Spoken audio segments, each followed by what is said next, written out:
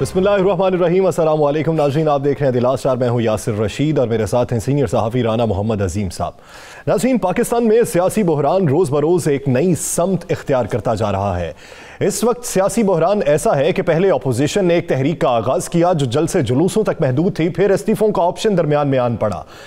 इस्तीफों के ऑप्शन को भी पसे पुश डाला गया और यह फैसला किया गया कि लॉन्ग मार्च किया जाएगा। लॉन्ग मार्च पे भी अपोजिशन तज़ब्ज़ुब का शिकार नजर आई और फैसला यह हुआ कि हर डिवीजन्स में से तहरीक का आगाज किया जाएगा और वहां पे एहतजाजी तहरीक को मजबूत किया जाएगा।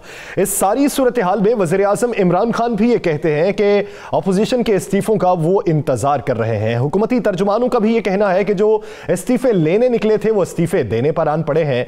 तो अपोजिशन जो है उनके पास रास्ता एक बचता है, अपोजिशन और हुकूमत दोनों के कि मुज़ाकरात का रास्ता इख्तियार कर लिया जाए। लेकिन अपोजिशन ने एक अनोखी और निराली मंतिक निकाली कि मुज़ाकरात अगर होंगे तो वो किसी और से होंगे, मौजूदा हुकूमत से नहीं होंगे और वो मौजूदा हुकूमत के जाने के बाद होंगे। तो ये जो सियासी बहरान है जो इस वक्त सूरत हाल तारी है, ये मुआशी और सियासी सूरत हाल क्या इसी तरह जारी रहेगी? इसी पर बात करने के लिए रहनुमा PTI कमल शोजब साहिबा ने हमें ज्वाइन किया है। कमल साहिबा, बहुत शुक्रिया आपके वक्त का।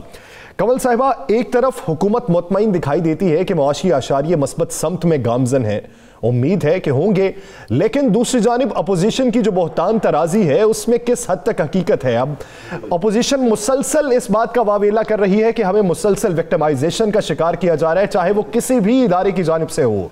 तो क्या आने वाले दिनों में सूरत हाल कुछ इससे मुख्तलिफ होगी या यही रहेगी? बिस्मिल्लाहिर्रहमानिर्रहीम। Thank you very much Yasir. Rana साहब, मेरी तरफ से आपको बहुत सलाम है, क्योंकि आप लोगों ने काफ़ी अरसा पहले जो एनालिसिस किया था, ख़ास तौर पे राना साहब ने, और जो इन्होंने प्रेडिक्शंस की थी लाहौर के जलसे के बारे में और अंदरूनी खबरें दी थी, वो काफ़ी हद तक सच साबित हुई। तो मैं इस वजह से आपको बहुत ज़्यादा ट्रिब्यूट पेश करती हूँ कि आप लोग असली जर्नलिज्म करें इस फेक न्यूज़ के ज़माने में। अच्छा, अब आपने एक रिकैप किया, मैं उसमें थोड़ा सा ऐड ऑन कर दूं। आपने बिल्कुल ठीक किया कि जब इन्होंने कहा कि हम इमरान खान साहब का वजीर आजम, इलेक्टेड प्राइम मिनिस्टर, जो पाकिस्तान की तारीख के पहले वजीर आजम में जो 5 हल्कों से इलेक्ट होकर आए हैं, उनसे जाके इस्तीफा लेंगे। क्यों? क्योंकि हम इख्तियार से बाहर हैं और अवाम ने हमें रिजेक्ट कर दिया है। उस सिलसिले में आपने देखा, पहले जलसा खेलते रहे। लाहौर का जलसा इनका ड्रॉप सीन हो गया, जहां पे जिन्नात की बहुत बड़ी तादाद ने शमूलियत इख्तियार की, लेकिन इंसान कम आए। और वो कहती रही कि वो जो नजर नहीं आ रहे, मैं उनको भी सलाम कर रही हूँ, वो पीछे भी खड़े हैं, स्टेज के बाहर भी खड़े हैं, सड़कों पे, और यहाँ पे कोई चप्पा जमीन का बचा नहीं है। अगली दफा हमें इससे ज्यादा बड़ा वेन्यू चाहिए। तो मैं उन्हें मुबारकबाद पेश करती हूँ इतना बड़ा जिन्नात का इस्तेमाल करने पे। लेकिन उसके बाद आपने देखा है कि जो इनकी पार्टी है, और खास तौर पे जो एक PDM है 11 जमातों का, और 11 बड़े बड़े जय्यद सियासी पहलवान जो जिनके नाम भी काफी लोगों को नहीं आते होंगे, उनका जो एक इज्तिमा है वो आपको मुंतशिर हुआ नजर आ रहा है। आपको मालूम हो रहा है कि अगले दिन ही नून लीग की जब अपनी ही कमेटी की मीटिंग हुई, तो उसमें बहुत सारे इनके जो सीनियर रहनुमा है वो आपस में लड़ पड़े, और उसका इजहार जावेद लतीफ साहब ने बरमला किया, चौधरी निसार साहब ने, ये राना सनाउल्लाह ने किया, और मरियम बीबी ने आके कुछ और वाइट वॉश दिया। उसके बाद अब आप देख रहे हैं कि मौलाना फजलुर रहमान की जो जमात है, उससे भी बड़े बड़े जो और इनके लीडरान हैं सेंट्रल, जिनमें मौलाना शरानी साहब हैं, हाफिज हुसैन साहब हैं, और भी लोग हैं, उनकी आवाज़ें आपने उठती हुई सुननी शुरू कर दी हैं। फिर अगर आप नून लीग और पीपल्स पार्टी, जो PDM की दोनों मेन जमातें हैं, अगर उनकी बात देखें, तो पीपल्स पार्टी एक तरफ तो कहती है कि जी सिंध की हुकूमत हम कुर्बान कर देंगे, खासतौर पे बिलावल साहब फरमाते हैं, लेकिन उधर से इलेक्शन कमीशन को शोर मचा रहे हैं कि आप ज़िमनी इलेक्शन जल्दी कराएं। सेनेट के इलेक्शनों के बारे में एहसन इकबाल साहब और कमर जमान काहिरा फरमाते हैं कि हमारा तो निशाना जनरल इलेक्शन है, टारगेट ही जनरल इलेक्शन है। तो भाई, अगर आपने सेनेट के इलेक्शन नहीं आपके उसमें फोकस में है, तो फिर आपको शो ऑफ हैंड हो या शो ऑफ फुट हो या जो भी हो, उससे आपका क्या लेना देना? आप अपनी कमल शोजब साहिबा, ये तो हो गई अपोजिशन में, ये डिवाइड हो गए, ये तो हो गया जो अपोजिशन मुंतशिर है या जो भी है, हम उसको साइड पे करते हैं। आप हुकूमत में मौजूद हैं, हुकूमत हर रोज़ एक नए बहरान का सामना करना पड़ रहा है। 3 साल हो गए हुकूमत के हुए, ये बहरान जो है, इससे हुकूमत कब निकलेगी? अब अभी चंद दिन पहले आप लोगों ने पेट्रोलियम के जो ज़िम्मेदारान थे उनके हवाले से फैसला किया, बड़ा सख्त फैसला किया, लेकिन आज उस फैसले को भी 7 दिन से ऊपर हो गए हैं, किसी एक के खिलाफ कार्रवाई नहीं हुई। तो हुकूमत बेबस है, बहरान पैदा करने वाला माफिया मजबूत है, क्या है? राना साहब मुझे सिर्फ 1 मिनट दीजिएगा, मैं अपनी बात कंप्लीट कर लूं। मैं ये सारा रिकैप इसलिए कर रही थी कि मुझसे यासिर साहब ने पूछा था कि जो हुकूमत पे इल्ज़ाम लगता है कि ये बातचीत करना नहीं चाहते और उधर से ऑपोजिशन कह रही है कि हम अब बात करेंगे नहीं, तो मैं सिर्फ उसका एक बैकग्राउंड दे रही थी। ये वो NRO है जिसकी कॉपी है, मैं आपको भी भेज देती हूँ, 34 अमेंडमेंट्स जो इन्होंने प्रपोज की थी। और जो ये विक्टिमाइजेशन की बात करते हैं, ये नैब का टारगेट इसलिए इनके हदफ पे है क्योंकि ऊपर में वो केसेस जो इन्होंने एक दूसरे पे बनाए थे, आपको शायद याद होगा चौधरी निसार साहब ने 2015 में एक प्रेस कॉन्फ्रेंस की थी जिसमें उन्होंने खुर्शीद शाह साहब के बारे में इतने ज्यादा सबूतों के साथ बयानात दिए थे। ये वही केसेस हैं जो वो लेके चल रही है और ये इनका NRO है जिसको हमने मानने से इनकार किया। वजीर आजम इमरान खान ने सख्ती से कहा कि जो मर्जी कर लें, पाकिस्तान की सलामती पे हम 100 कॉम्प्रोमाइजेस करेंगे, लेकिन ये जो आपने अमेंडमेंट्स दिए ये हम पास नहीं कर सकते। उसके बाद से ये सारी तहरीक और शोर शराबा मचा है और ये भी एक बहरानी कैफियत है जिसका आप जिक्र कर रहे थे। और इसका मैं सिर्फ इतना सा एक जुमला कहूंगी कि जो शुरू में इन्होंने कहा कि इस्तीफे लेने आ रहे हैं और ये आगे जो बहरानी कैफियत है इसका क्या लुब्बे लुबाब है, तो ये 2 इमेच्योर या 2 स्पॉइल्ड बच्चे जिनके पेरेंट्स किसी ना किसी हादसे के नतीजे में वजीर आजम रहे हैं इस मुल्क के या सदर बन गए हैं, वो अपना एक आईनी इख्तियार समझ रहे हैं कि उनके घर पैदा हो गए और मौरूसियत की पैदावार ये बच्चे खेलने को मांगे अब आपने कहा जी बहरान, मैं कता कलामी के लिए माजरत चाहता हूं। एक अच्छा ऑप्शन है, अच्छा तरीकाकार है कि पिछले दिनों जो गाइडलाइन दी वजीर आजम ने कि बाकायदा सबूतों के साथ अपोजिशन को एक्सपोज किया जाए, आप कर रहे हैं। अवाम असल में इसमें जो बुनियादी फरीक है वो अवाम है जो असल में पिस रहे हैं। आप अपोजिशन पे इल्जामात लगाएं, अपोजिशन आप पे इल्जामात लगाए, इससे अवाम को कोई सरोकार नहीं, अवाम को ग्राउंड रियलिटी से सरोकार है। आप ये देखें कि अशियाए खुरनोश की कीमतें जो है मुसलसल उसमें इजाफा है। रुपए की कदर में परसों की रिपोर्ट यह है कि फिर कमी वाक़ई हुई, डॉलर ने फिर उड़ान पकड़ी है। इसके अलावा रोजवेल्ट को आपने बंद कर दिया है गैर मुअय्यना मुद्दत के लिए, पाकिस्तान स्टील मिल्स की निजकारी हो गई, रेलवे के हवाले से भी यही है।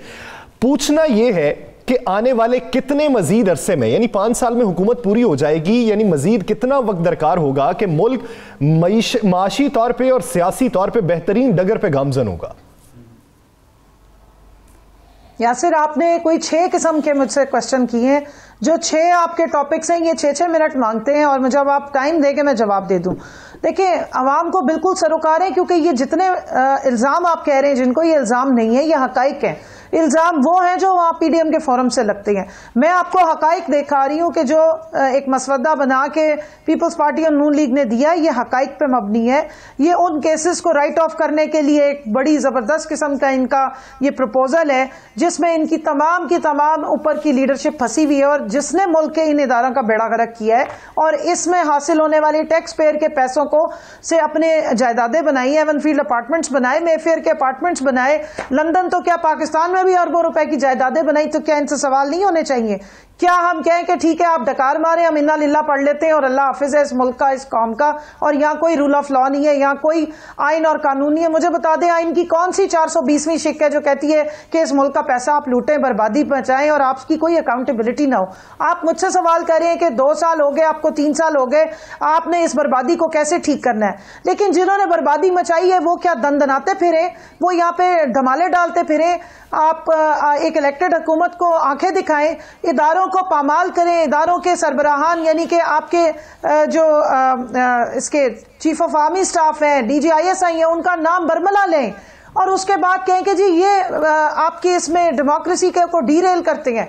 लेकिन जिस वक्त मुज़ाकरात की बात आए तो क्या हम इलेक्टेड हुकूमत से या चीफ एग्जीक्यूटिव या प्राइम मिनिस्टर से बात नहीं करेंगे, बात एस्टेब्लिशमेंट से करेंगे कि वो इस इलेक्टेड हुकूमत को घर भेजे, हमें किसी तरह ले आए, तो फिर बात होगी। तो ये चीजें इतनी सीधी नहीं है जिस तरह आप मुझसे सवाल करें कि मैं आपको डेडलाइन दूं कि 1 हफ्ते 2 हफ्ते। देखिए, हमने तो डायरेक्शन सीधी की और जहां तक रुपए के ऊपर जाने या नीचे आने पे वो ये फ्लक्चुएशन कोई आज की नहीं हो रही है। जाहिर है मईशत को संभलने में टाइम लग रहा है और हो गई है काफी बेहतर। इंटरनेशनली इस वक्त आपको पता है फूड इन्फ्लेशन है, पाकिस्तान में फूड की प्राइसेस नीचे आई हैं।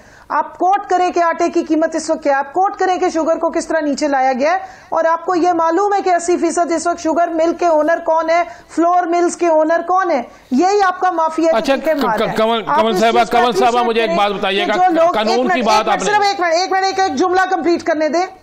जी बोले। एक जुमला, जहां कब्जा माफिया लाहौर में, जौहर टाउन में गदर मचाता रहा ये खोखरों का, और कई इन्होंने जिनको फ्रंट इनकी करते रहे फ्रंटिंग नून लीग की, आज उनसे वागुजार किया जा रहा है सारा कुछ, तो ये माफिया को ही काबू किया जा रहा है ना, ये किसी और ने तो आज तक हाथ डाला नहीं है। ये तो 70 सालों में आपको पता चल रहा है कि पाकिस्तान में कोई रेगुलेशंस थी नहीं, ओगरा के पास किस किस्म की अथॉरिटीज है, आपको कितने सारे रूल्स की जरूरत है। चलें, ये आपका जवाब आ गया। इंट्रोड्यूस कराया जा रहा है अकाउंटेबिलिटी का। चीजें और जरा वजाहत फरमा दें। अभी आपने कब्जा माफिया की बात की है, आपने खोखर बरादरान की बात की है।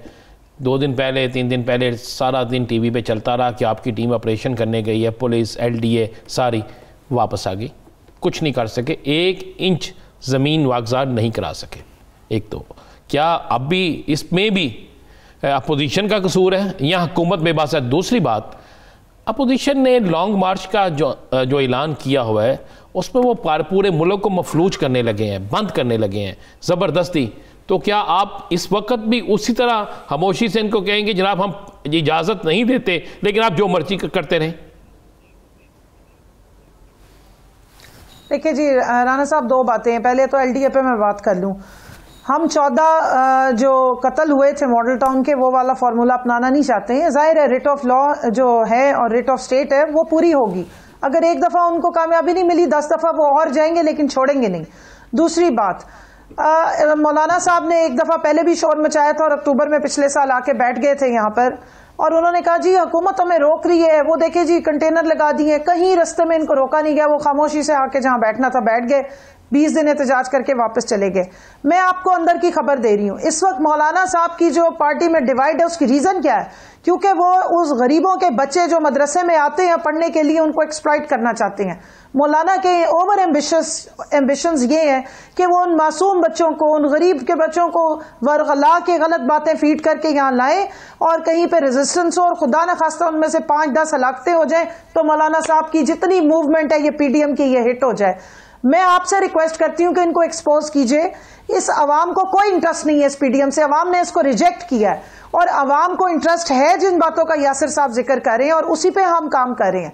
यकीनन रेट जो भी स्टेट ने अपनी स्ट्रैटेजी बनानी है, हुकूमत ने जो स्ट्रैटेजी बनानी है वो बनाएंगे, लेकिन हम रेजिस्टेंस की पॉलिटिक्स नहीं करेंगे, हम इन्हें वो मौके फराहम नहीं करेंगे कि ये लाशें दिखाएं और सियासत कर सकें। लेकिन इसमें अवाम को तो मुश्किलात का सामना करना पड़ता ही है ना। कंवल साहिबा, आप ये कहिएगा कि इस वक्त जो जितनी भी वजारतें हैं वो किस हद तक फाल हैं? वज़ीर आज़म साहब ने आज जो वजारतों को मंसूबे या आइंदा की हिकमत अमली तफवीज़ करने की जो तकरीब थी आज, उससे खिताब में कहा कि इब्तदाई तौर पे वजारतों से एदाद शुमार ही ठीक नहीं आते थे, तो क्या अब एदाद शुमार रफ्ता रफ्ता ठीक हो रहे हैं? देखें, ये transparency, check and balance, monitoring and evaluation का सिस्टम है जो वजीर आजम इंप्रूव करवा रहे हैं और उसमें जो प्राइम मिनिस्टर का पोर्टल है उसने बहुत काम अंजाम दिया है और वही ट्रांसपेरेंसी है जिसके लिए हम कोशिश कर रहे हैं कि एक तो डिजिटलाइज हो जाए, हर चीज जो है वो उस पर आना शुरू हो जाए, और राइट टू इंफॉर्मेशन और एक और विसल ब्लोअर एक्ट था वो इसी वजह से ये होता रहा है पहले जमानों में कि एक तो ये ग्रीन फाइलों के अंदर चीजें दबा के रख ली जाती, मेरे से ज्यादा राना साहब को पता, रिपोर्ट करते रहे और बेहतरीन वो सहाफती उनको इक़दार का मालूम है। और ये ट्रांसपेरेंसी को ही कम करने के लिए इस तरह के सिस्टम्स बनाए गए कि एक टेबल से दूसरी टेबल पे फाइल घूमती रहे। इसी सिस्टम को एफिशिएंट करने के लिए, अपने अहदाफ पूरे करने के लिए और एग्जैक्ट डेटा देने के लिए, आपको पता है जितनी इंक्वायरी की रिपोर्ट्स आ रही है उससे यही रिवील हो रहा है कि अभी तक तो कोई रिपोर्टिंग का सिस्टम ही मौजूद नहीं है। आप ये देखें कि कंपटीशन कमीशन को कितने अरसे से बंद किया गया था, उस पर स्टे लिए गए थे, उसको बंद करने की कोशिश की गई थी। जो रिपोर्ट्स आती हैं उससे ये नजर आ रहा है कि आज तक कोई ट्रांसपेरेंट सिस्टम किसी भी चलें देखते हैं कि इस्लाहात इसमें क्या होती है। एक आखिरी सवाल कंवल साहिबा, आज वजीर आजम ने अपनी हुकूमत का जो तकाबुल है वो कंजर्वेटिव पार्टी और लेबर पार्टी से किया, यानी बरतानिया के निज़ाम से, और दूसरा अमेरिकन निज़ाम से किया, और उन्होंने ये कहा कि इस वक्त जो बाइडन जब आए हैं तो उन्हें ब्रीफिंग दी जा रही है ब्यूरोक्रेसी की जानिब से, जबकि हम जब आए थे तो हमें 2.5 माह अपनी टीम इकट्ठा करने में लग गए। तो क्या इस हवाले से भी कोई इस्लाहात ला रहे हैं आप? जी, ये वक्तन फ़ौक्तन प्राइम मिनिस्टर ये बातें पार्लियामेंट्री पार्टी की मीटिंग में भी उठाते रहते हैं कि एक तो ब्यूरोक्रेसी के मेयार को बेहतर किया जाए और दूसरा ये कि जो टीम सिलेक्शन है वो प्राइम मिनिस्टर का अपना प्रोगेटिव है और जो आने से पहले के मालूमात होनी चाहिए, यानी कि जब तक आप मिनिस्ट्री की कुर्सी पे आके बैठे ना, बहुत सारी मालूमात है जो आप तक आने नहीं दी जाती हैं। इवन स्टैंडिंग कमेटीज में हम कोशिश करते रहते हैं कि इंफॉर्मेशन आए, वो आती नहीं है। उसी के बारे में वो कह रहे थे कि एक सिस्टम में ट्रांसपेरेंसी आए और लोगों को टाइमली चीजें इंफॉर्मेशन हो ताकि आप उसका तदारुक कर सकें। ये ना हो कि आपको खोद खोद के निकालनी। उम्मीद करते हैं कि आने वाले दिनों में कुछ ट्रांसपेरेंसी भी आ सके, रिफॉर्म्स भी हो सके, अवाम तक हक के राय दही भी पहुंच सके और अवाम को उनके बुनियादी हुकूक भी मिल सके। रिफॉर्म्स तैयार है, रिफॉर्म्स आ रही हैं इंशाल्लाह। हम उम्मीद ही कर सकते हैं कि रिफॉर्म्स जल्द से जल्द अवाम में मुतारिफ करवाई जा सके। बहुत शुक्रिया कमल शोजब से हवाले से अपना वक्त देने के लिए। नाज़रीन, बात करेंगे अपोजिशन की, बिलखुसूस पाकिस्तान मुस्लिम लीग नून की। पिछले कुछ दिनों में पाकिस्तान मुस्लिम लीग नून के हवाले से जिस तरह की खबरें गर्दिश कर रही थी, कुछ रहनुमा उनके नाराज दिखाई देते थे, उनके बयानात में भी तजाद था। तो राना साहब, क्या तजाद वाकई में है जिस तरह राना सनाउल्लाह कह रहे हैं जावेद लतीफ साहब के इशू पे? फिर सूरत हाल ऐसी है जैसी शेख रुहेल असगर साहब कह रहे हैं कि कोई तजाद नहीं है, सब इस्तीफे देंगे। मरियम नवाज साहिबा, क्या अपने तमाम करीबी साथियों से खुश हैं? नहीं, मैं आज आपको एक बड़ी खबर दे दूं। आप पिछले 3 दिन से देखें, पहले ऐसा कभी नहीं हुआ। 3 दिन से देखें, मरियम नवाज साहिबा बिल्कुल खामोश है। कोई ऐसी बड़ी चीज़ सामने नहीं आ रही, कोई अहम मुलाकात सामने नहीं आ रही, कोई ऐसा बड़ा बयान नहीं। तो आपको पता है, रोज़ाना मीडिया तो उनके घर के बाहर खड़ा होता है और मरियम साहिबा के टेलीफोन राब्ते, दीगर मामलात, मेरे इत्तला के मुताबिक मरियम नवाज़ ने मुलाकातों का सिलसिला काफ़ी हद तक कम कर दिया। बल्कि एक अहम तरीन कुछ लोग उनसे मिलना चाहते थे, उनकी पार्टी के, उनके करीब तरीन लोग। वजह क्या है? इस्तीफे तवक्कुआत के मुताबिक नहीं है? इस्तीफे से भी हट जाएं जी, अभी इस्तीफे तो मामला ही नहीं है यासर। इस्तीफे जब जाएंगे ना स्पीकर के पास, इस्तीफे तो वो होंगे। ये जो इस्तीफे आ रहे हैं, ये इस्तीफे नहीं है। ये तो हर शख्स का, सब लोग दे देंगे। हाँ, ये सब दे देंगे। असल इस्तीफा तो होगा जब स्पीकर के पास जाएगा। जो शर्क पूरी सामने दी है ना, वो जब जाएगा तो उस वक्त पता चलेगा कि ये इस्तीफे गए हैं। लोग जाके कह रहे हैं हमारे, देखें ठीक है। उसके बाद शहबाज शरीफ का इस्तीफा, हमजा शहबाज का इस्तीफा, ये अभी है सिर्फ वो बातें कि यहाँ से पकड़ा यहाँ पे रख दिया। जिस जगह मुकाम पे पहुँचना चाहिए, जब वहाँ पे पहुँचेगा तो उस वक्त पता चलेगा इस्तीफा देने वाले कौन है, वहाँ पे जाकर इसको साबित करने वाले कौन है। मेरी इत्तला के मुताबिक मरियम बहुत परेशान है। इन्होंने कुछ कोशिश की थी, जो इनके खिलाफ केसेस है उसमें जो गवाह हैं उनको रोकने की, उसमें ये नाकाम हो गई है। ये मैं आपको बिल्कुल बड़ी मुसद्दक़ का इत्तला दे रहा हूँ। दूसरा, मेरे पास ये भी इत्तला है कि मियाँ मोहम्मद नवाज शरीफ साहब, वो भी आपको नज़र आ रहा है चंद दिनों से खामोश हैं। बरतानिया से भी कोई बड़ी खबर नहीं आ रही। बरतानिया से भी जो रोज़ाना कोई ना कोई एक चह बहक होती थी, कोई तस्वीर ही आ जाती थी पिज़्ज़ा दोबारा खाने की या चहलकदमी की, वो नहीं आ रही। सराय का कहना है कि वहाँ पे भी कुछ गड़बड़ चल रही है और इस मामले पे भी गौर हो रहा है कि हो सकता है मियाँ साहब बरतानिया से किसी और जगह शिफ्ट हो जाए। क्यों गौर हो रहा है? मेरे पास इत्तला है, गौर हो रहा है जी कि कुछ हदशात की वजह से। ये भी मेरे पास कुछ इत्तला है कि ये हो रहा है। और मरियम शदीद परेशान है, जिसकी वजह से उन्होंने एक बड़ी अहम फैमिली इनसे मिलने आई, जिनके इन पर बड़े एहसानात हैं, जिनको ये समझते हैं कि हमारे बहुत करीब हैं। तो मरियम ने उस फैमिली से भी मिलने से इनकार कर दिया। बड़ा अमल दखल है उनका पाकिस्तान की सियासत में उस फैमिली का। फिर अब जो इनके करीब तरीन लोग होते थे, अब उनसे भी नहीं मिल रही। सिर्फ चंद लोग हैं जिनसे मुलाकातें हो रही हैं और इस तरह। और ये मामला जो है ना, नहीं, वजह क्या है इसकी इस्तराब, ये जो बेचैनी है, तज़ब्ज़ुब है, इसकी बुनियादी वजह क्या है? आइंदा आने वाले चंद दिनों में बड़ी खबर आने वाली है यासर, बड़ी खबर आने वाली है। बरतानिया से भी और लाहौर से भी बहुत बड़ी खबर होगी। सारा दिन आप टीवी पे बैठ के उसी खबर को डिस्कस करेंगे और उस खबर से कमर टूट जाएगी पीडीएम की। पीडीएम की या पीएमएलएन की? दोनों की टूट जाएगी। पीडीएम है क्या? पीडीएम है क्या? अच्छा, पीडीएम पीएमएलएन है। हाँ, दोनों की टूट जाएगी कमर। और उसके बाद आपको टीवी पर, आपको ट्विटर पर कुछ और नजर आएगा और कुछ और नजर आएंगे। हो सकता है कोई बड़ी गिरफ्तारी हो जाए, हो सकता है कोई किसी और जगह चला जाए। ये दोनों में से एक चीज़ होगी और जल्द हो रही है। यानी तज़ब्ज़ुब देखने में आ रहा है, इस तरह की कैफियत पैदा हो चुकी है और आने वाले दिनों में पीडीएम की आपके मुताबिक कमर टूट सकती है। आने वाले दिन ही वाज़ेह कर पाएंगे कि जो हिकमत अमली तरतीब दी थी उसमें वो किस हद तक नाकाम या कामयाब रही। नाजरीन, दीगर इश्यूज़ पर बात करेंगे एक शॉर्ट ब्रेक के बाद। Stay with us.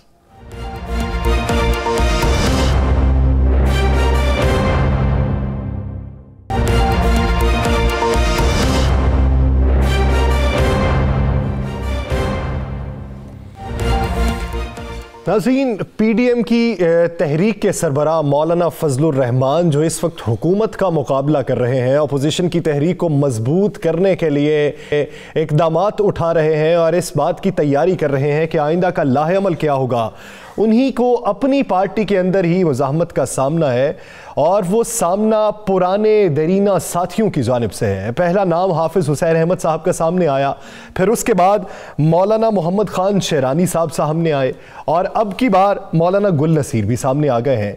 तो ये अंदरूनी तौर पर अब जो मुज़ाहमत हो रही है, इसकी बुनियादी वजह क्या है? शेरानी साहब तो कहते हैं जो बात शुरू हुई थी एक तरफ इक़्तिदार के हवाले से, वो इक़्तिदार में अब ऐसी बात आन पड़ी है कि शेरानी साहब मौरूसियत पे बात ले आए हैं। दीगर भी उनके हामी नजर आते हैं और उनका ये कहना है कि हम पुराने साथी हैं, पुराने अरकान हैं, हमें पार्टी से कैसे निकाला जा सकता है, हम भी एहतसाब करेंगे। तो ये जो नई सूरत हाल का सामना है JUIF को, इसी पर बात करने के लिए मुफ्ती किफ़ायत ने हमें ज्वाइन किया। मुफ्ती साहब, बहुत शुक्रिया आपके वक्त का। मुफ्ती साहब, हवा चली तो अब की बार कैसे गुल खिला दिए मौलाना गुल नसीर साहब, शेरानी साहब, उससे पहले हाफिज़ हुसैन अहमद साहब। वजह क्या लगती है आपको? पुराने साथी हैं, नज़रियात में भी मुख्तलिफ नहीं है, नज़रियात भी एक जैसे हैं, तगोदो भी करते रहे, तहरीक भी बहुत सी चलाई हैं, तो अब की बार ऐसा क्या हुआ? बिस्मिल्लाहिर्रहमानिर्रहीम। यासिर वो शायर कहता है ना, गैरों से सुना तूने, गैरों से कहा तूने, कुछ हमसे कहा होता, कुछ हमसे सुना होता।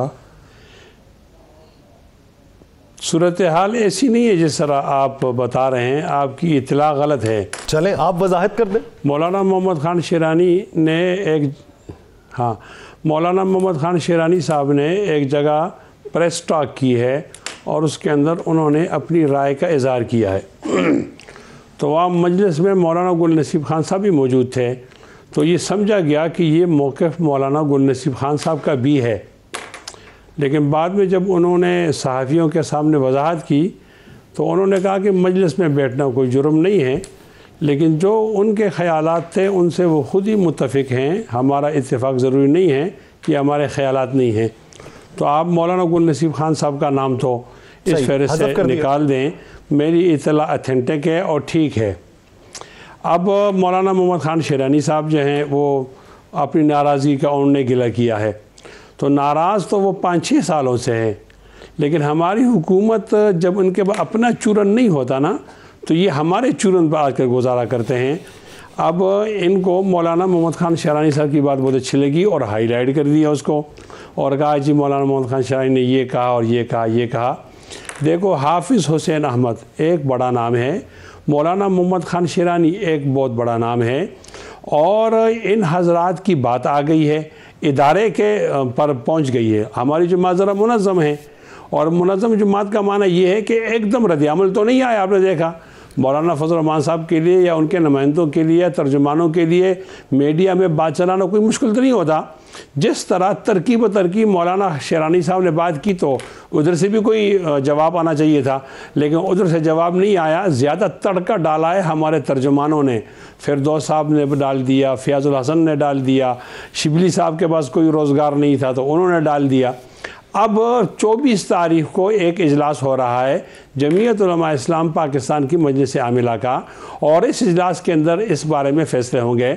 एक कमेटी बनी थी पिछली मजलिस शूरा के इजलास में और वो कमेटी की मुलाकात भी हुई है हाफिज़ हुसैन अहमद साहब से, तो वो रिपोर्ट भी आनी है और ये नई बात भी सामने आ गई है।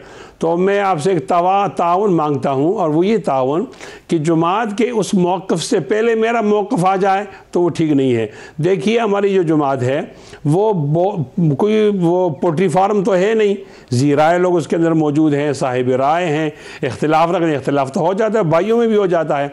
अब जमात के मौक़िफ़ से पहले मेरा मौक़िफ़ ठीक नहीं होगा, आपको थोड़ा सा इंतज़ार करना पड़ेगा कि हमारी ये जो मजलिस आमिला की मीटिंग है 24 दिसंबर को, उसमें क्या फैसले होते हैं।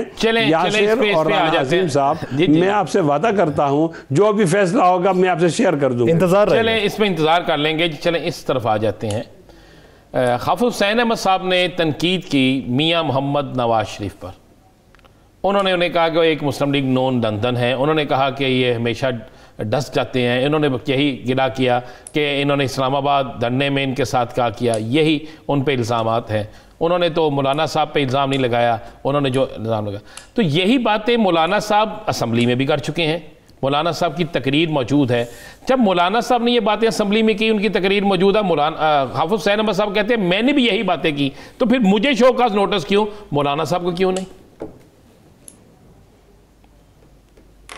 राना साहब, ए और बी का झगड़ा है, ए और बी का मिसाल दे रहा हूँ, और वो दोनों गुत्तम गुत्ता हैं, लड़ रहे हैं आपस में।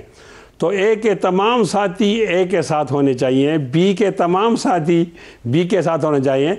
टाइमिंग का बहुत बड़ा असर होता है। इस दफ़ा पीडीएम की तश्कील एपीसी, इसमें बुनियादी किरदार मौलाना साहब का है, तो ताकतवर लोगों को ज़्यादा शिकायत मौलाना साहब से है, तो लिहाजा मौलाना साहब की पार्टी पर उनकी नज़र हो गई है। लेकिन खातिर जमा रहे, हमारी जमात यहाँ मौजूद है, नज़रियाती जमात है, ये इख्तलाफ राय से आप बगले न बजाएं, उनसे कह दें इंशाअल्लाह हमारी जमात तकसीम की तरफ नहीं जाएगी। क्या हाफिज़ हुसैन अहमद ने जो कहा वो गलत था? यार ये तो हम पूछ सकते हैं ना आपसे। अब देखो आप अफराद की बात करते हो या आप पार्टी की बात करते हो, हमारे यहाँ इदारे होते हैं, इदारे में opinion of construction of opinion के लिए हमारे यहाँ बहुत तगोदो होती है।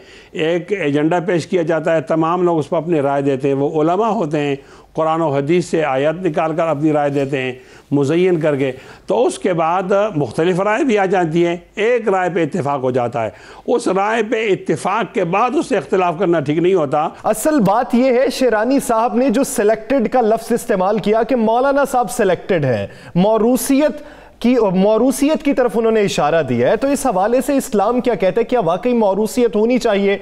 और वो जो सिलेक्टेड का लफ्ज़ इस्तेमाल कर रहे हैं वो किस वजह से कर रहे हैं? देखो ना, सिलेक्टेड का लफ्ज़ वो क्यों इस्तेमाल करते हैं, ये सवाल तो शेरानी साहब से बनता है ना, ये मुझसे तो नहीं बनता। मैं जो अर्ज़ करना चाहता हूँ कि जो बात आपके, देखो आपके घर में बहुत सारे अफराद हैं, आप बहुत सारी बातें करते हैं, आप मुनासिब नहीं समझेंगे कि उन बातों को आप चौक में करें, तो ज़ाहिर होता है मुफ्ती साहब घर से उन अफराद को निकाल दिया जाता है, बात सुनी जाती है। मुफ्ती साहब, मैं सिर्फ एक चीज़ की वजाहत, अगर आप मुझसे ये पूछें कि राना अजीम साहब जो बात करते हैं उसमें किस हद तक सदाकत है, तो मैं उनके साथ बैठने वाला हूं, मैं उसकी वजाहत कर सकता हूं क्योंकि मैं उनका साथी हूं। अब जो आपके देरीना साथी हैं, अगर उनके बारे में आपसे सवाल पूछ लिया जाए तो आपका वसी तजर्बा है, रफाकत है, आप उसका कुछ ना कुछ तो हवाला देंगे।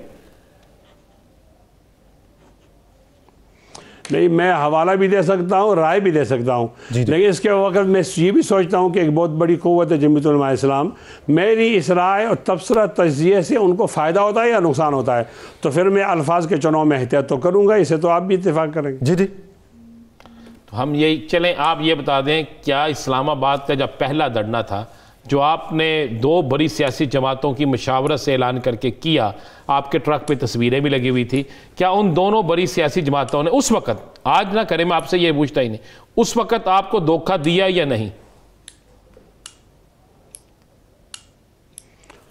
देखिए, पता नहीं आपकी क्या मजबूरी है। नहीं, मेरी मजबूरी नहीं है, मजबूरी हमारी नहीं, मुफ्ती साहब मजबूरी तो आपकी है, हमारी कोई मजबूरी नहीं। हम तो आपसे सवाल पूछना चाह रहे हैं, आप उसका जवाब भी नहीं दे रहे। तो फिर ना कुछ सवालात उधर भी हो ना, कुछ सवालात उधर भी हो जाएं, उन पर भी हो जाएं, उन पे बता दें, इसके बाद उधर भी आ जाते हैं। कल कह रहे थे कि हम ये सवाल का जवाब देते, फिर उधर ठीक है। तो मैं अर्ज ये करता हूँ ना कि वो आप कहते हैं ना कल पिछले साल उन्हें धोखा दिया, नहीं, पिछले साल हमारा अकेला क्रेडिट था, हम आगे पत्थर को उठाने के लिए, हम अंदाज़ हुए तो बहुत बड़ा भारी पत्थर है भाई, अकेला हमसे नहीं उठेगा, हम आप बिलावल भाई को भी समझा के ले आए हैं, मियाँ साहब को भी जब समझ, इसमें लोगों के पेट में क्यों तकलीफ उठती है, चले में हम क्यों उठते हैं, हम तीनों मिलकर पत्थर को उठा लेंगे तो हो जाएगा। आपने बड़ी अच्छी बात की, लेकिन मैं चाहूंगा अपने प्रोड्यूसर साहब से कहूंगा वो ट्रक भी दिखा दें और मौलाना साहब का कराची का वो खिताब भी दिखा दें जिसमें उन्होंने कहा था कि हमें बिलावल साहब अलविदा करने आए, यहाँ से रवाना कर रहे हैं, और उसके बाद हमारे साथ कौन कौन है, उस ट्रक पे किस किस की तस्वीर थी। आपका कहना है कि अकेले पत्थर उठाने आए थे, तो फिर अकेली तस्वीर होती है, अगर उस पर बाकी लीडरों की तस्वीरें हैं तो फिर पत्थर उठाने के लिए वो भी साथ थे। मैं चाहूंगा कि वो भी तस्वीर आप भी देख लें अपने ट्रक की जिसमें मौलाना कर रहे थे। नहीं, वो बेशक दिखाए, हम किसी हकीकत से वो नज़रअंदाज नहीं कर सकते। लेकिन पिछली दफ़ा मशवरा भी हमारा था, क़यादत भी हमारी थी, और हमने उनसे अखलाकी मदद मांगी, उन्होंने दी है। अब अखलाकी मदद तो आप समझते हैं ना, इंतज़ाम हमारे पास था, ट्रक भी हमारा था, कंटेनर भी हमारा था, लाउड स्पीकर भी हमारा था, स्टेज भी हमारा था। अब हम समझे यार अकेला वो हमसे पत्थर नहीं हट सकता, हम दो बहुत बड़ी पार्टियों को, देखो ये जो मुस्लिम लीग नून है, इसको जो वोट मिले हैं रोकने के बावजूद वो 1 करोड़ 30 लाख हैं तकरीबन, और पीपल्स पार्टी को मिले हैं 70 लाख वोट, और हमारे जो इमरान साहब हैं इनको बताया गया है कि 1 करोड़ 68 लाख हैं, और हमारे मिले हैं मजहबी जमातों को 50 लाख। अब हमने सारों वोटों को जमा करके लाए हैं, इस पर तो आपको खुश होनी चाहिए। उम्मीद करते हैं आप पनप रही है, आगे जा रही है, आप हमें दावत आपको मिले, लेकिन मुफ्ती साहब तीर बरसाते हैं और हमारी ओर से नहीं करते। नहीं मुफ्ती साहब, पिछली बार भी लॉन्ग मार्च का फैसला हुआ था और उसका नतीजा क्या निकला आप भी बखूबी वाकिफ हैं। अब की बार भी लॉन्ग मार्च है, तो अभी से इतला ये आना शुरू हो गई है कि लॉन्ग मार्च नहीं किया जाएगा, शहर शहर तहरीक चलाई जाएंगी और शहर शहर एहतजाजी धरने दिए जाएंगे। नहीं, मेरा तो ये ख्याल है जिन लोगों को हमने पैगाम देना था वो तो समझ गए हैं। कुछ भी हो सकता है, जब मजमा आएगा तो अपना रास्ता खुद मुतय्यन करेगा। हो सकता है एक इस्तीफ़ा, फिर हम इक्तिफा ना करें, फिर हमसे 1 से 2 इस्तीफ़े मांगें, बात तो आगे बढ़ेगी ना।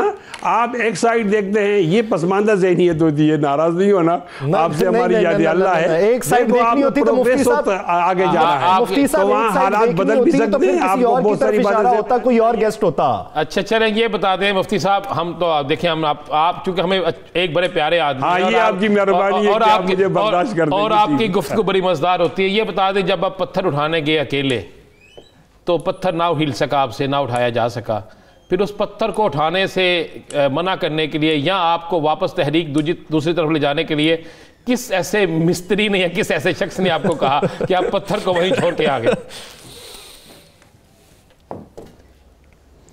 बस यही कहा जा सकता है, बड़े बेवादे हैं जिन्होंने वादा किया था कि आप पत्थर खुद हटा देंगे, जिन्होंने वादा किया था वो लोग मायारी लोग। वो तो आप कह रहे हैं, फिर क्या वो जो बात आप कह रहे हैं चौधरी बरादरान की हमने नहीं बतानी, ये उसी की बात हो रही है? किसकी बात हो रही है? कुछ तो बता दें। आप बताने के भी तैयार नहीं होते, हमें कहते हैं सवाल। चौधरी साहब तो शाहिद आदल हैं,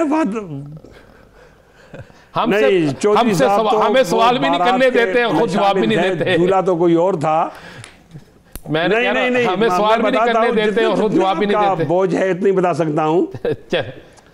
अगर आप बताने का बोझ नहीं उठा सकते तो फिर किस तरह ये पत्थर उठाएंगे? फिर वो लोग भी देख रहे हैं जो मैं अर्ज करता हूं ना, आपको भी देखा जा रहा है, मुझे भी, पैमरा भी देख रहा है, कुछ लोग पैमरा को भी देख रहे हैं। एक माहौल तो है ना, इसलिए जिन लोगों ने हमें भेज दिए वापस, वो बड़े बेईमान थे, वो बड़े फ्रैडी थे, वो बड़े धोखाबाज थे, अपना वादा पूरा नहीं किया। चलें देखते हैं कि अब आने वाले दिनों में आप फिर भी किसी के वादों पर यकीन रखते हैं, चाहे अपनी तहरीक लेकर निकले उसमें कामयाब रहते हैं, या आपकी बार हुकूमत की तरफ से कोई ढील दी जाती है, कोई मुज़ाकरात का मेज़ बन जाता है। अपोजिशन तो तैयार नहीं है, हुकूमत तैयार, तो किस हद तक है ये वक्त ही बताएगा। बहुत शुक्रिया मुफ्ती किफ़ायतुल्लाह साहब इस हवाले से अपना वक्त देने के लिए। नाज़रीन, दीगर इश्यूज़ पर बात करेंगे एक शॉर्ट ब्रेक के बाद। Stay with us.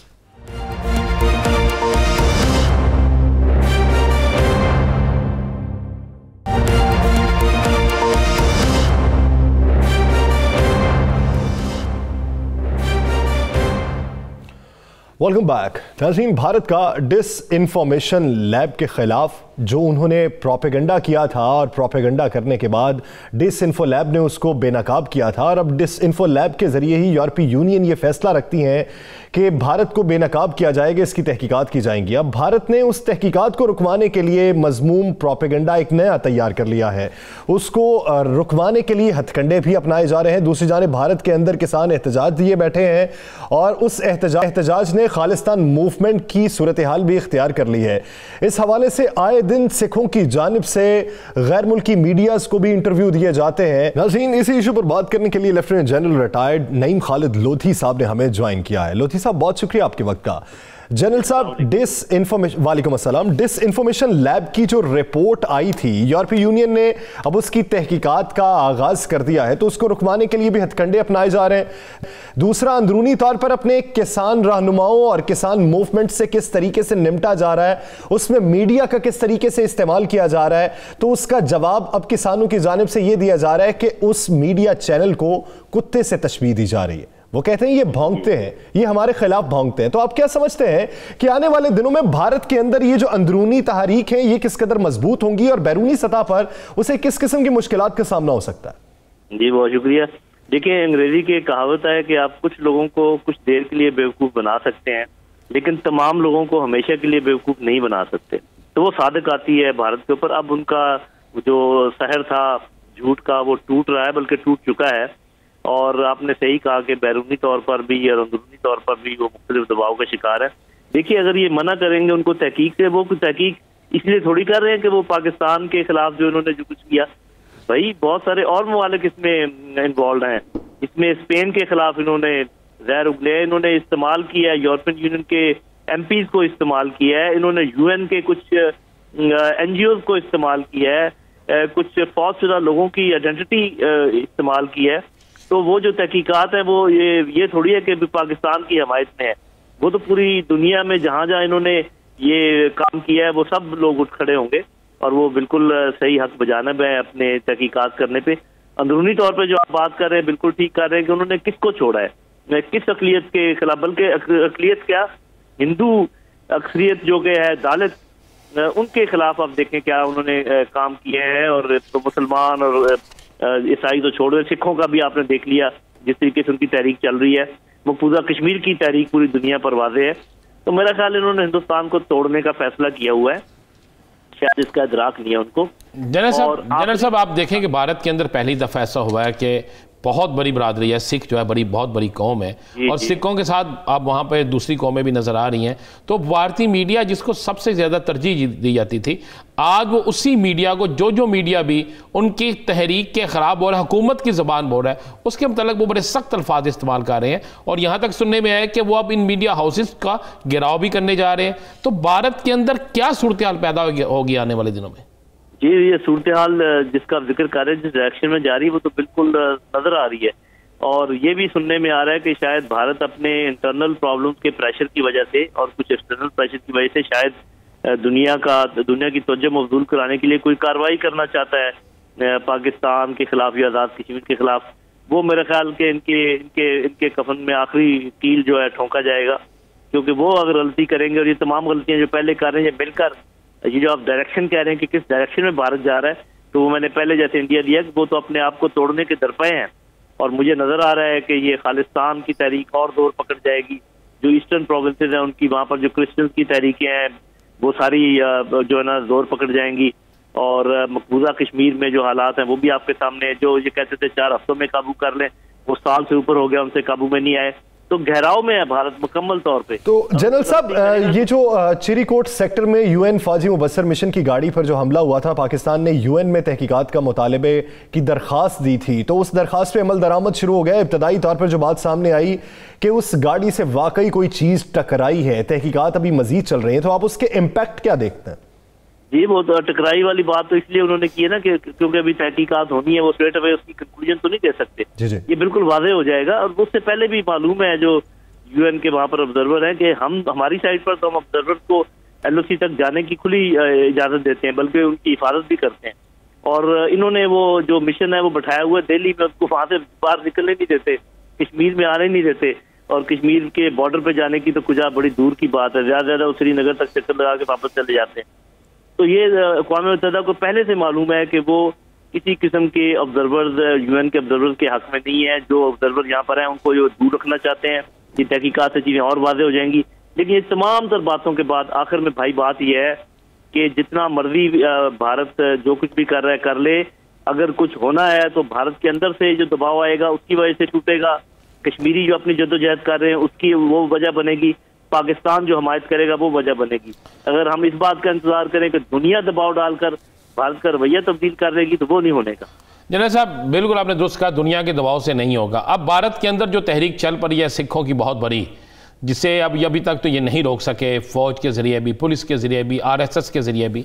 तो आप क्या समझते हैं आने वाले दिनों में अगर भारत को ड्रामा ऐसा करता भी है जिस ड्रामे को वो पाकिस्तान के ऊपर डालने की कोशिश करेगा, तो क्या उससे भारत के अंदर चलने वाली तहरीकें रुक जाएंगी? तो ये सूरत हाल क्या वाकई उनकी समझ में नहीं है इंडियन लीडरान की, या फिर वो इस जानबूझ के ऐसा करने पे है और वो खुद उधर से भागने की कैफियत में? ये उन्होंने वो गोल्डन टेम्पल का जिक्र भी किया, बताया कि ये वो जमाना नहीं है, जमाना चेंज हो गया। सही कह रहे। देखिए बात ये कि जब कोई आप धुत हो ना अपने इक़्तिदार के नशे में और घोड़े पर बैठे हो, तो आपको पता नहीं चलता कि नीचे क्या हो रहा है। ये जो बात मैंने की ये सब पर सादर आती है। पूरी दुनिया के जो हुक्मरान है वो घोड़ों पर होते हैं, इसलिए उनको पता नहीं चलता। तो ये भी घोड़े पे सवार है, इनको अंदाजा नहीं है कि नीचे जमीन पर क्या हो रहा है। इनके नीचे से जमीन निकली जा रही है। और मैं ये भी एक अंग्रेजी की कहावत है कि जब दुश्मन कोई गलती कर रहा हो तो उसको टोको मत। तो मैं तो इस चीज का हामी हूँ कि इनको बस करने ने जो करते हैं, इनको टोके मत, क्योंकि ये खुद ही अब खाई खोद रहे हैं, उस खाई में गिरना चाह रहे हैं, तो उनको गिरने दें। और बाकी जो अकलीतें हैं ताकि वो आज़ाद हों, वो सुख का सांस ले सकें, उन्होंने इनकी जिंदगी जीरन कर रखी है। तो मेरा ख्याल है कि कुदरती तौर पे एक तो कश्मीरियों का खून जो है वो रंग ला रहा है, उनकी शहादतें रंग ला रही हैं। ये सब जो मामला हैं इसी किस्म के हैं, जो इन्होंने जुल्म सितम किया है उसकी अखीर होने वाली है। और अल्लाह करम करेगा इंशाल्लाह। आप देखेंगे इस खित्ते की पूरी किस्मत बदल जाएगी अगर ये इसी तरीके से चलते रहे। ये अपने आप को तोड़ने के दर पे हैं, और इसके जब ये टूट जाएगा भारत, उसके बाद अमन अमान आएगा साउथ एशिया में, उसके बाद लोग मिलजुल कर रहेंगे। और वो मुझे नजर आ रहा है कि वो चीजें होने जा रही हैं। यानी इसके टूटने के बाद खत्ते में कुछ अमन दिखाई देता है। बहुत शुक्रिया lieutenant general retired Naeem Lodhi साहब इस हवाले से अपना वक्त देने के लिए।